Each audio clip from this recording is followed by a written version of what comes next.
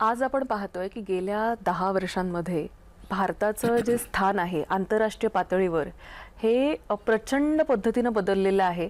पूर्वी भारताकडे बघण्याची दृष्टी आणि आत्ताची याच्यामध्ये एक प्रचंड मोठी एक आदर वाढलेला आहे आपल्याकडे बघण्याचा. लोक असोसिएट होऊ इच्छित आहेत, आपल्यासोबत त्यांना काम करायचंय. कुठेतरी आपण भारताशी संलग्न व्हावं अशी एक भावना निर्माण होणं, कारण हे प्रगतिशील असं हा देश आहे.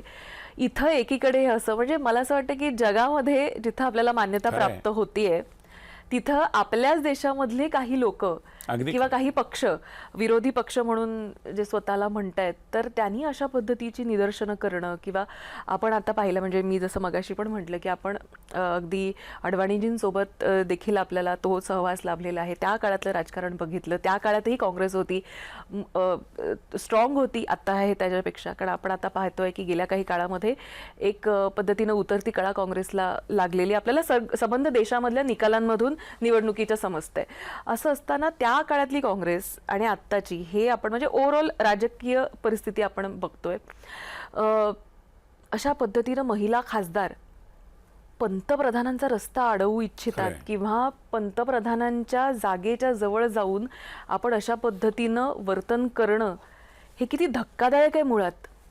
निश्चितपणाने. आणि म्हणून मी म्हटलं ना की जो स्तर खाली येतो आहे. सुषमा स्वराज विरोधी पक्षनेत्या होत्या. अरुण जेटलींनी राज्यसभेत विरोधी पक्षनेते पदाची कामगिरी अतिशय उल्लेखनीयरित्या पार पाडली आणि अनेक वेळा सरकारला सहकार्याची भूमिका घेतली. म्हणजे असं नाही की नेहमी कन्फ्रंटेशन, नेहमी असं नाही केलेलं. अनेक महत्त्वाच्या बिलांवरती विरोधी पक्षांनी सरकारला साथ पण दिली. पण तो जो काही विरोधी पक्षनेत्याचा आब असतो, त्या पदाची जी हिंदीमध्ये ज्याला गरिमा म्हणतात तशी ती जी प्रतिष्ठा असते, ती प्रतिष्ठा कायम राखून सुद्धा मला असं वाटतं की खरं म्हणजे राहुल गांधींना 101 खासदार त्यांच्या पाठीशी आहेत. खूप चांगलं काही करता आलं असतं, एक रचनात्मक अशा पद्धतीने टीका देखील करता आली असती.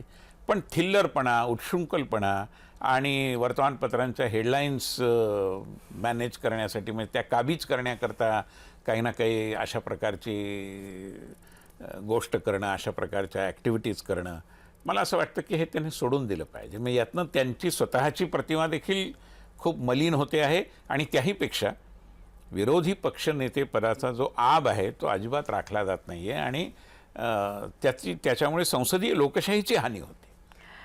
हे आपण लक्षात घेतलं पाहिजे. आणि त्या दृष्टीने माझी काँग्रेसमधल्या मित्रांनाही विनंती आहे की आपण याचा गांभीर्याने विचार केला पाहिजे की आपला पक्ष कुठे चालला.